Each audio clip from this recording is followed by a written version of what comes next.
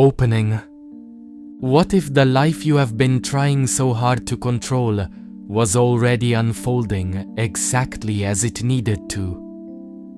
Wherever you are in the world tonight, welcome. This is Sleepy Eastern Philosophy, coming to you from Japan. Find a comfortable position. Let your body settle wherever you are. Let the shoulders drop. Let the jaw unclench. Let the breath happen on its own, because it already is. You don't have to manage it. You don't have to improve it. You don't have to make it better than it currently is. And that, as it turns out, is the beginning of tonight's entire teaching. Tonight, we are going to spend time with a tradition that is 2,500 years old and more urgently relevant than almost anything published this year. The Taoist tradition of ancient China.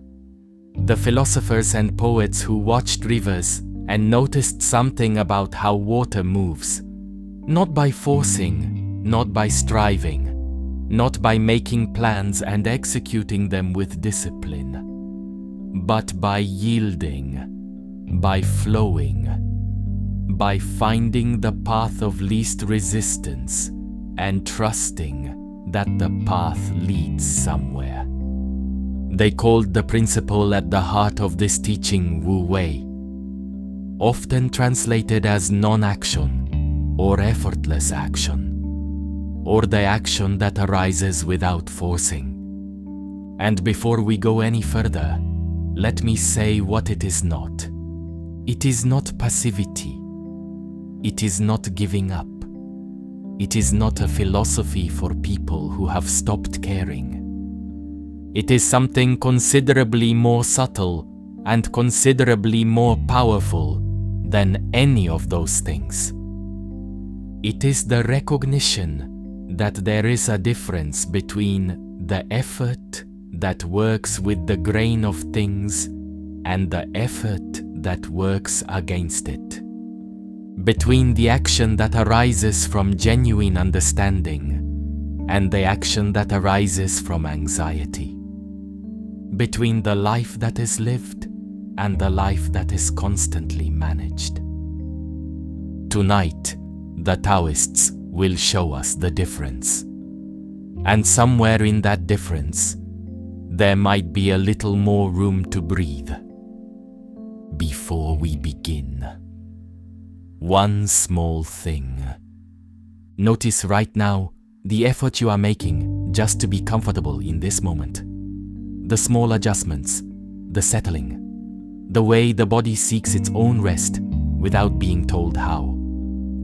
This is already Wu Wei. This is already the water finding its level. Your body knows how to rest. It has always known. The teaching tonight is not about learning something new. It is about remembering something old.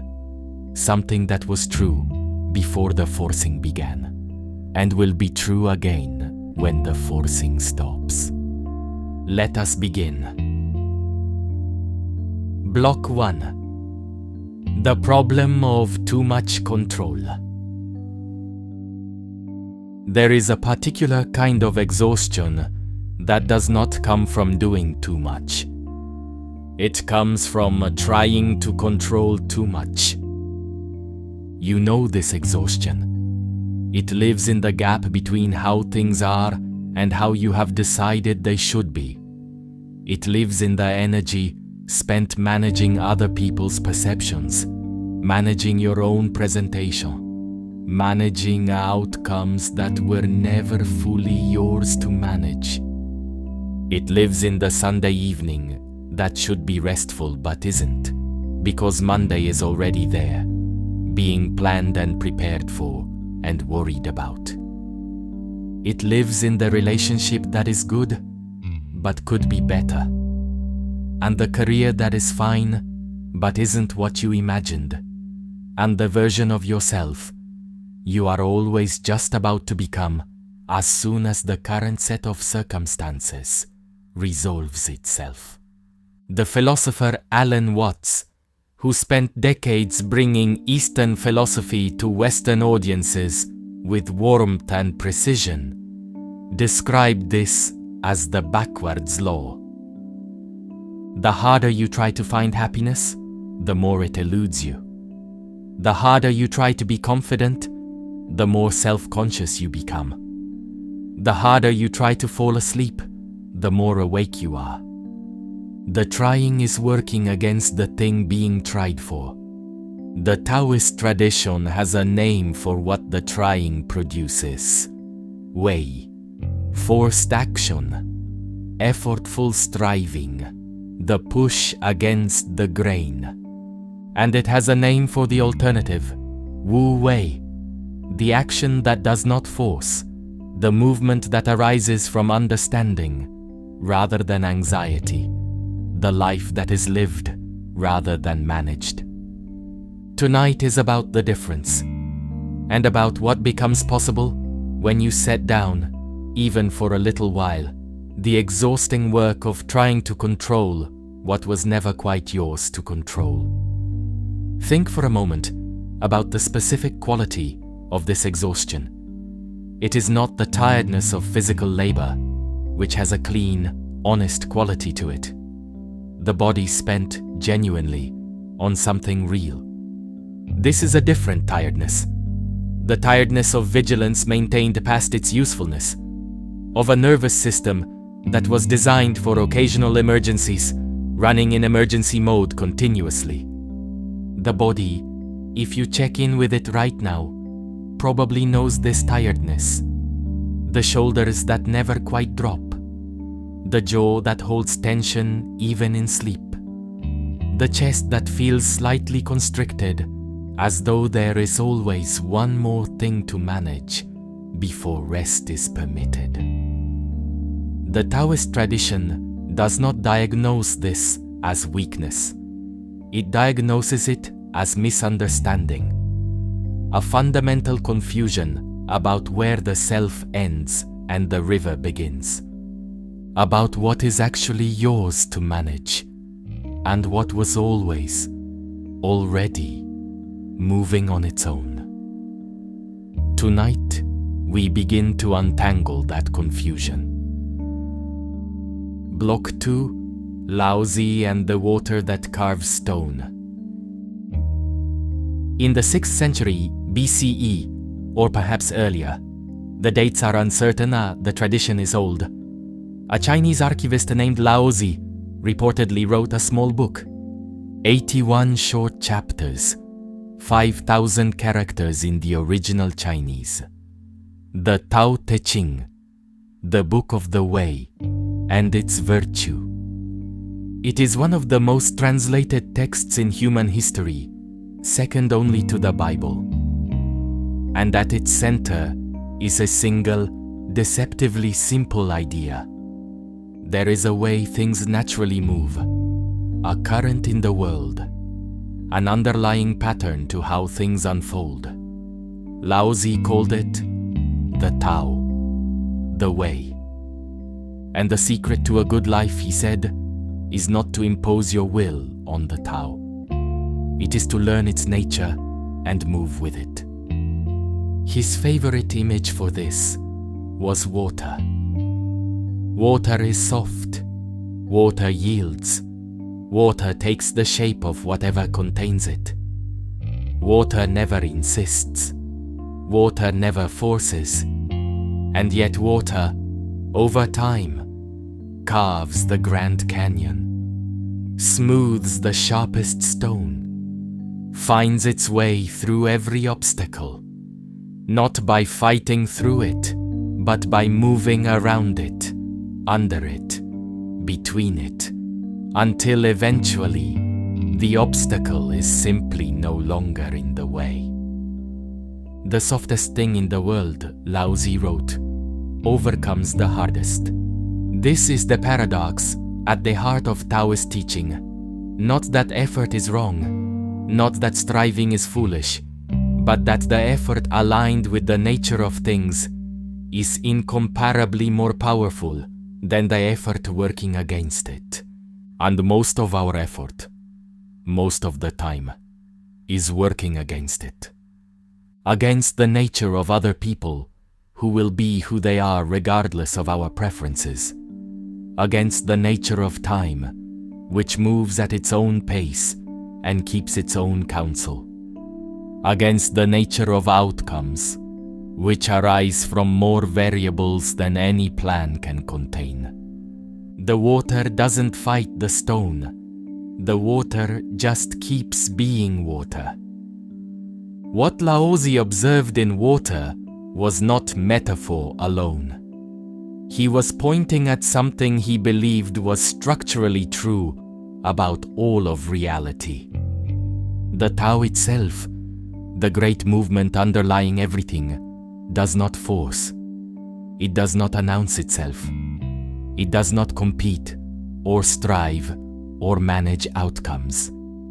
It simply moves as it moves, at the pace it moves, and everything arises from it and returns to it without any effort on the Tao's part.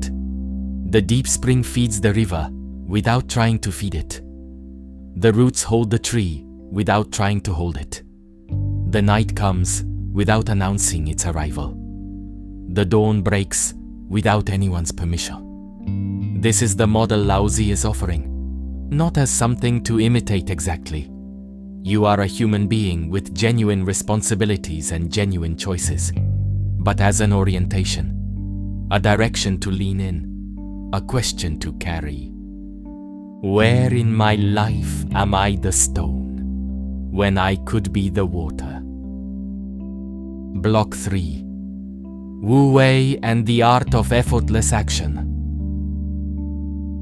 Wu Wei is not the absence of action. This is the most common misunderstanding. Laozi was not recommending that you sit still and wait for life to arrange itself favorably. The river moves, the water carves, there is constant motion, but the motion is not forced. Think of the skilled craftsman. Another image Laozi returns to repeatedly in the Tao Te Ching. The master carpenter does not fight the wood. He reads it. He follows the grain. He knows where the wood wants to split and where it wants to hold. His cuts are confident because they are aligned with what the wood already is. The master cook in the story of Prince Hui, told by Laozi's great successor Zhuangzi, moves his knife through the ox, not by forcing but by finding the spaces between things. He follows the natural cavities and junctions. The knife never dulls because it never meets resistance. I work with my mind, the cook says, not with my eye. This is Wu Wei in practice. Not passivity, not absence of skill, but skill so deep it has stopped feeling like effort. Understanding so complete, it has stopped needing to force. Now translate this to your own life. Where are you currently fighting the grain of things? Where are you pushing against what is, trying to make it into what you have decided it should be? The relationship that you are trying to improve through will alone? When perhaps what it needs is more space, not more effort? The project that you are forcing toward completion? When perhaps what it needs is to sit for a while and show you what it actually wants to become. The version of yourself you are trying to construct through discipline and optimization, when perhaps the person you actually are is already sufficient for what is being asked of you? Wu Wei does not answer these questions for you. It only asks you to notice where the forcing is happening, and to consider, just for tonight, what might remain if you set it down. There is a particular quality that the Chinese call De, often translated as virtue, but more precisely, the power or potency that comes from being fully aligned with one's own nature. The tree has De when it grows exactly as a tree grows. The river has De when it flows exactly as a river flows. A person has De when they act from their truest nature, rather than from the performed, managed, optimized version they have constructed for the world's approval. De cannot be manufactured. It arises naturally when the forcing stops. Wu Wei is not the technique for finding De. Wu Wei is what remains when you stop blocking it. Block 4. Zhuangzi's cook and the spaces between things. Zhuangzi, the 4th century BCE Taoist philosopher whose wild, playful, brilliant writings have delighted and puzzled readers for 2.5 millennia, told the story of Prince Hui's cook to illustrate something precise about skill and understanding. The prince watched his cook butcher an ox. The knife moved through the animal with a sound like a gentle wind. Not a single bone was hacked, not a single joint forced. Astonished, the prince asked how he did it. The cook put down his knife and explained, "When I first began, I saw only the whole ox. After 3 years of practice, I no longer saw the whole animal. Now I work with my mind rather than my eye. I follow the natural lines, the spaces between joints and cavities. A good cook changes his knife once a year because he cuts. An ordinary cook changes it every month because he hacks. My knife is 19 years old, and its edge is as fresh as if just sharpened." Zhuangzi was not writing a manual for butchers. He was pointing at a quality of engagement that is available in any domain of life. The quality of understanding something so completely that your engagement with it becomes effortless. Of knowing the grain of things, your work, your relationships, your own nature, so well that you stop hacking and start following. Most of us are ordinary cooks. We hack through our days with blunt knives because we never quite stop to learn the grain. We apply force where understanding would serve better. We push where yielding would open a passage. The question the cook's story leaves us with is not, "How do I find the spaces?" That takes time, patience, practice, genuine attention. The question is simpler.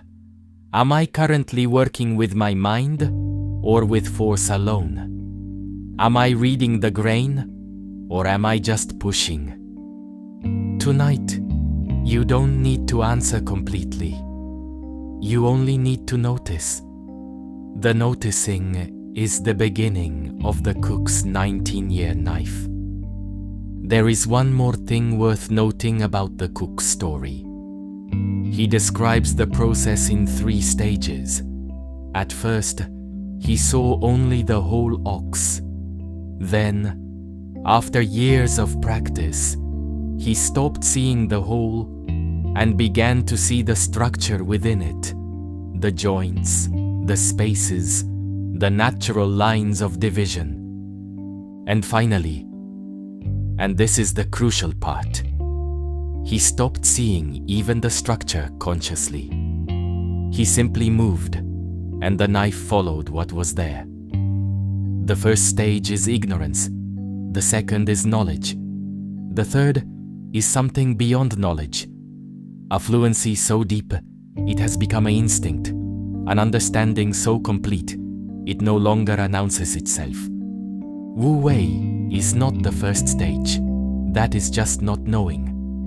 Wu Wei is the third stage, the return to naturalness on the other side of having learned everything there is to learn. You don't arrive at Wu Wei by skipping the practice.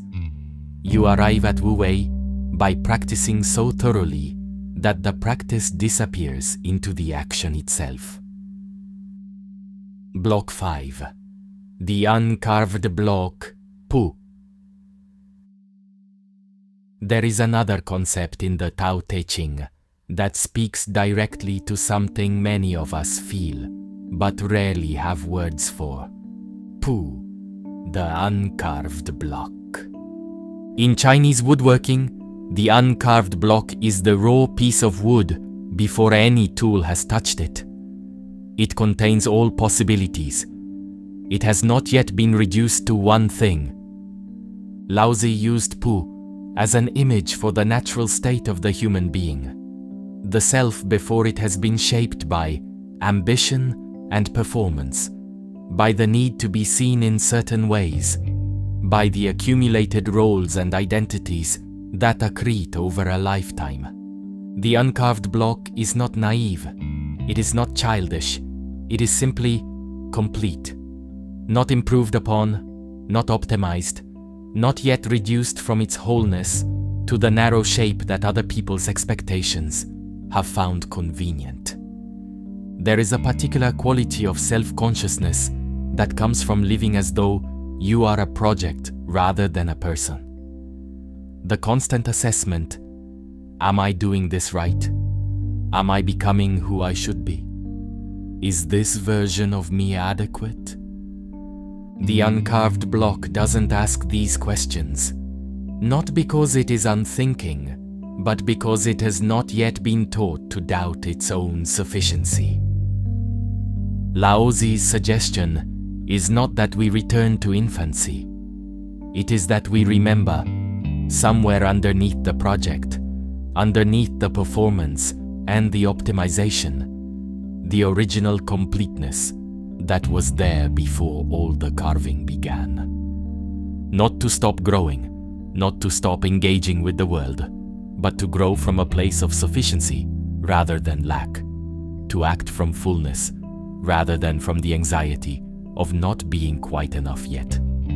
That remembering is available tonight, not as a conclusion you think your way to, but as a quiet recognition, a noticing that under everything you are trying to become, there is already something here, complete, sufficient, whole. The uncarved block, resting. You have spent today being carved by the demands of others, by your own ambitions, by the shape of the work, by the expectations of the people around you. All of this carving is real, and much of it is necessary. But tonight, the carving stops. Tonight, you are simply wood again. Before the tool, before the purpose, before the shape that tomorrow will require. Just the grain of what you are. Just the density and the warmth and the quiet sufficiency of a thing that needs no improvement to be exactly what it is. Block 6. The Valley Spirit and Feminine Power. There is a quality in the Tao Te Ching that surprises many first-time readers. Laozi repeatedly uses feminine imagery to describe the Tao. The valley, the womb, the receptive, the yielding. The valley spirit never dies, he writes. It is called the mysterious female, the gateway of the mysterious female. This is called the root of heaven and earth. In a culture and era that typically valued the masculine virtues, strength, assertion, conquest, Laozi was making a radical argument. The qualities associated with the feminine, receptivity, yielding, the willingness to receive, are not weaknesses. They are the deepest form of strength. The valley is strong because it is low. It receives everything. It does not compete for the high position, and everything eventually flows down to it. The sea is the king of all streams because it lies below them.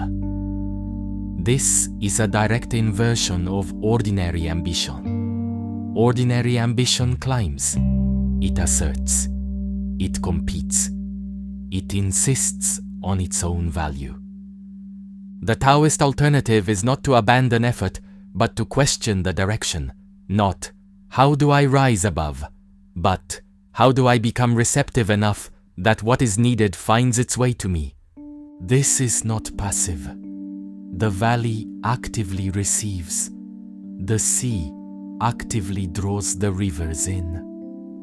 There is a kind of striving that exhausts itself trying to take what it needs from the world. And there is a different quality of engagement, quieter, more receptive, less dramatic, that creates the conditions for things to arrive, rather than fighting to acquire them. The Tao Te Ching calls this the greater power, not the power that forces, the power that allows. Consider how this might apply to the specific things you are currently trying to make happen. The relationship you want to be better? Are you creating conditions for improvement? Or are you forcing improvement through will? The recognition you want at work? Are you doing work that naturally attracts recognition?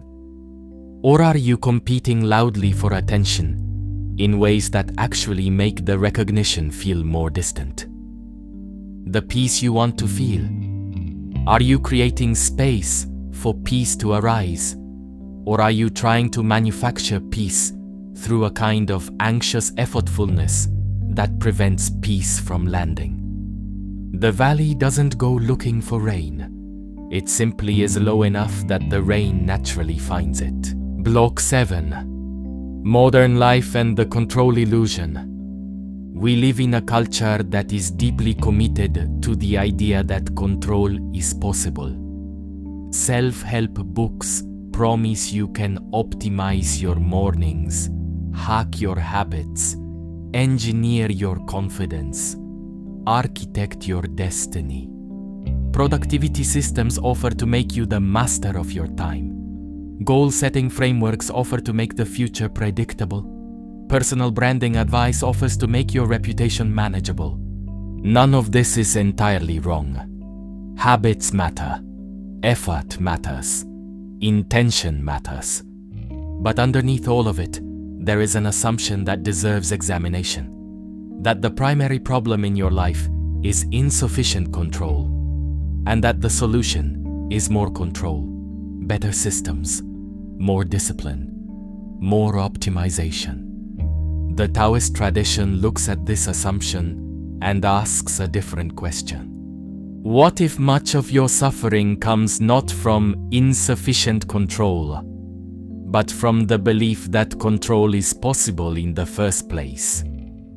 What if the exhaustion you feel is partly the exhaustion of maintaining the illusion that you are the author of outcomes that actually arise from 1,000 causes, none of which you fully govern? The Tao Te Ching does not say, stop planning. It says, hold your plans lightly. It does not say, stop caring about outcomes. It says, act with full engagement and then release the outcome to the river. You put the boat in the water. You learn to read the current. You paddle with skill and attention. And then you let the river carry you to wherever the river is going, trusting that the river knows something about the landscape ahead that you cannot see from the boat. This is not resignation. This is the most sophisticated relationship to effort and outcome that any philosophical tradition has ever described. Work fully, care deeply, let go completely. 3 movements, all necessary, none sufficient alone. The hardest of the 3 is the last one. Most of us are reasonably good at working. Many of us are capable of caring. The letting go is where we lose the thread. Because letting go feels like losing. It feels like giving up control we actually have. It feels like carelessness or passivity or defeat. But the Taoist letting go is none of those things. It is the recognition that after you have done what you can do, the outcome belongs to the river, and fighting for control of the river does not change where the river goes. It only exhausts the fighter. Block 8. Naturalness, Ziran.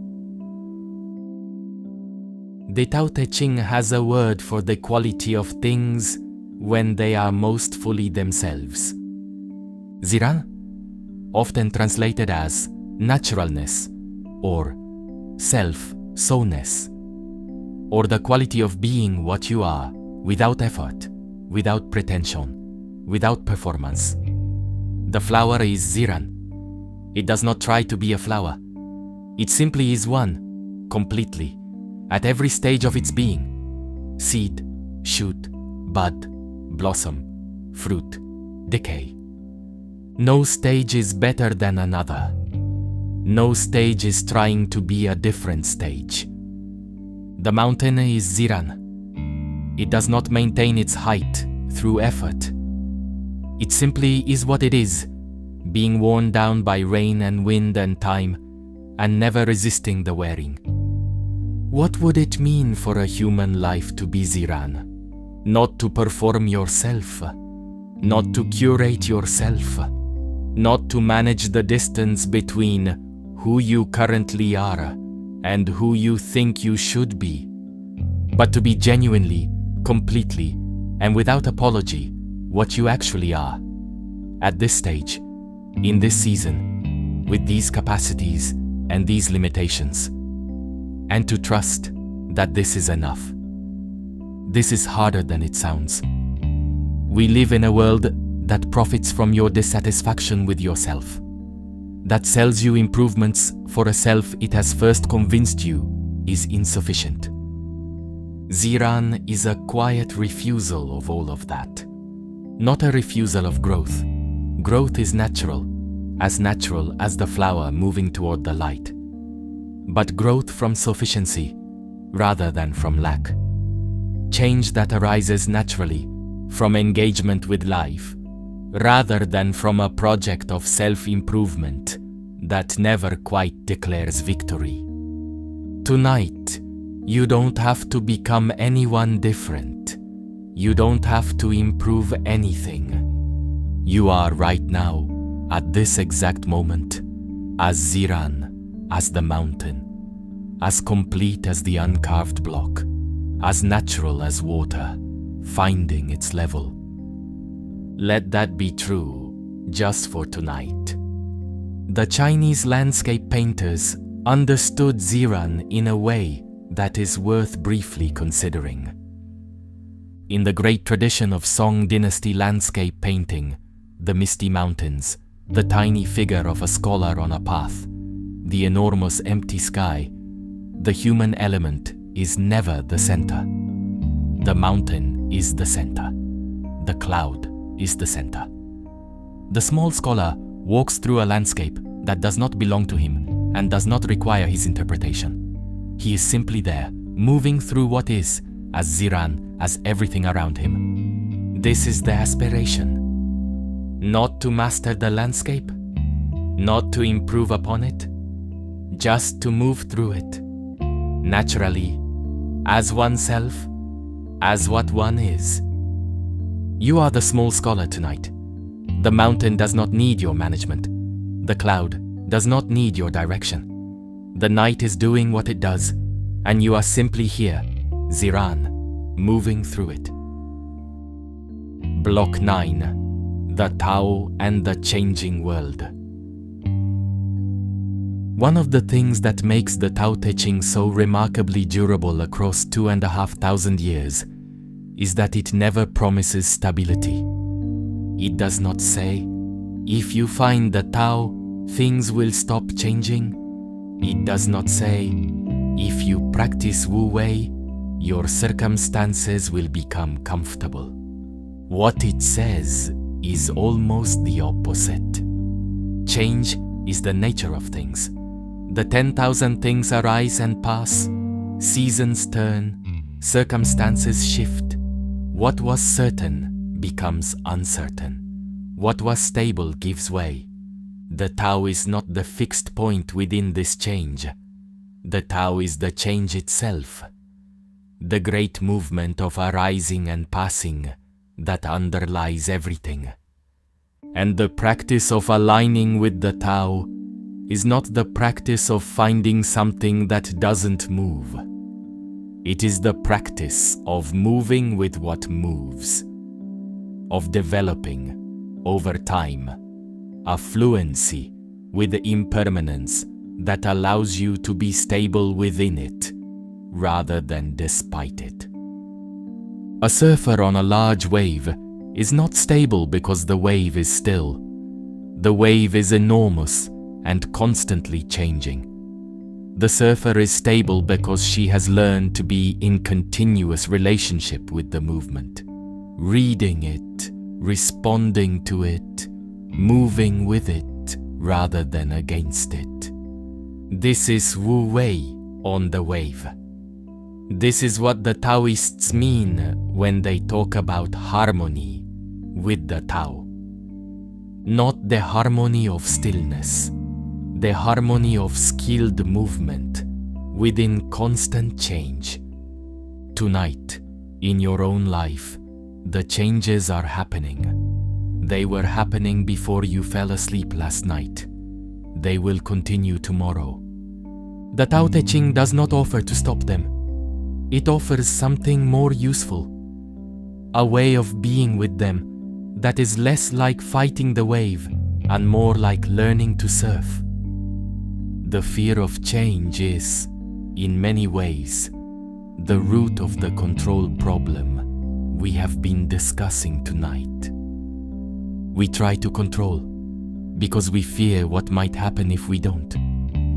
We grip the oar tightly because we are afraid of where the river leads. We resist the changes in our relationships, our careers, our bodies, because change feels like loss. And we have not yet learned to trust that what comes after loss might also be worth having. The Taoists do not promise that every change leads somewhere good. They are more honest than that. What they offer instead is the observation that resistance to change is itself a form of suffering, often more painful than the change itself. That the fighting of the wave uses more energy than riding it. That the white-knuckled grip on the oar exhausts the hands that will need to paddle tomorrow. The wave is coming regardless. The question is only how you meet it. Block 10. The Sage Who Does Not Compete. One of the recurring figures in the Tao Te Ching is the sage, the person who has understood the way and lives accordingly. And what strikes you about Laozi's sage is how little they resemble most images of success.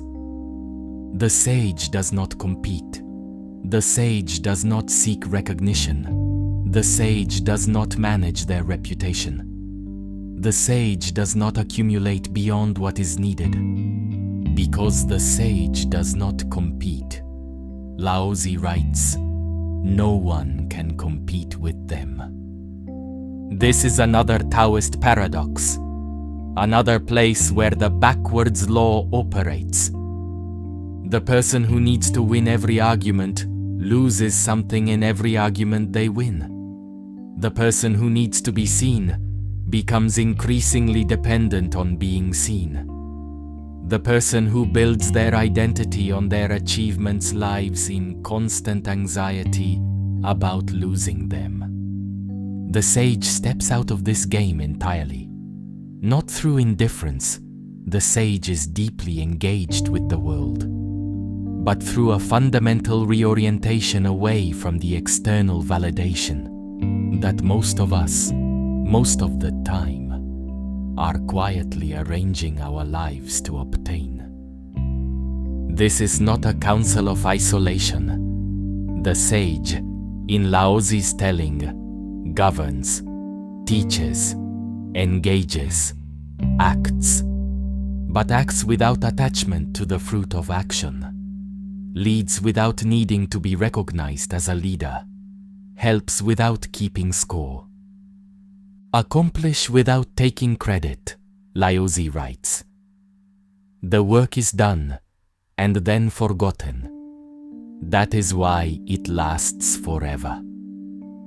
This is a strange and powerful idea. That the work which lasts is often the work done without need for it to last. That the influence which endures is often the influence exerted without need for influence. You do not need to become a sage tonight, but the sage's orientation, doing what needs doing without attachment to outcome, is available as a direction, a way of engaging with your own work and relationships that is a little less exhausting than the constant management of results. Think of the moments in your life when you have worked in this way, absorbed entirely in the doing, without a parallel process running that monitors how the doing is being received. Those moments tend to be the ones you remember, not because they were successful in the conventional sense, though they often were, but because they had a quality of presence, of genuine engagement, that the outcome-managed moments rarely have. The sage is not trying to create those moments. The sage simply lives in them, because the sage has let go of the need for the moment to be anything other than what it is. That is the secret of the sage. Not special knowledge, not extraordinary discipline, just the releasing of the need for outcomes that were never truly in your hands to begin with. Block 11. The river that knows the way. There is one more image from the Taoist tradition worth sitting with tonight. The river. Laozi returns to it again and again. Not because it is romantic, though rivers are, but because it is precise. The river does not know, in any conscious sense, where it is going. It does not have a plan. It does not consult a map. It does not set goals or review its progress at the end of each quarter. And yet the river, unfailingly, reaches the sea. How? By responding at every moment to the actual landscape. By taking the path that is available, not the ideal path, not the most direct path, the available path. By accepting the constraints, the banks, the rocks, the gradient, as the conditions of its movement, rather than obstacles to overcome. By giving up height, constantly, without mourning the height given up. By being, at every moment, entirely itself. Man follows earth. Laozi writes, earth follows heaven. Heaven follows the Tao. The Tao follows its own nature. The river follows the nature of water.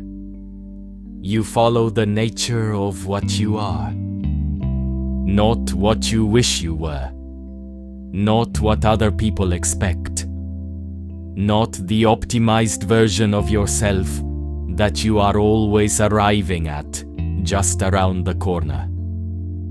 The nature of what you actually are, your actual capacities, your actual limitations, your actual situation in this actual moment, and trusting that if you move from that truth, rather than from the story of where you should be, you will find your way to the sea.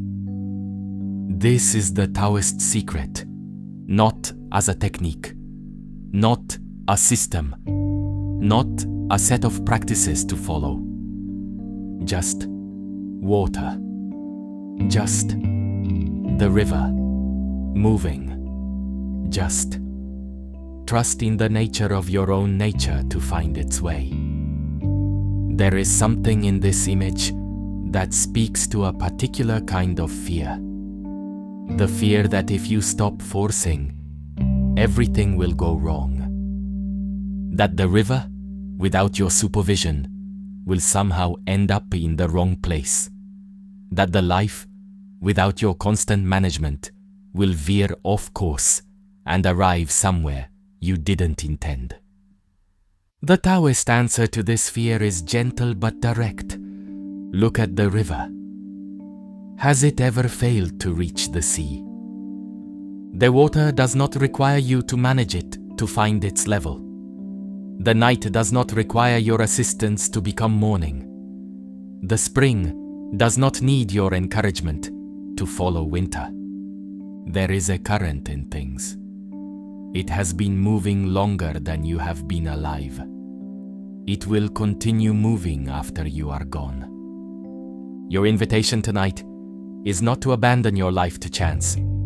It is simply to trust, for these hours of rest, that the current is real and that you are already, always, being carried by it. Block 12.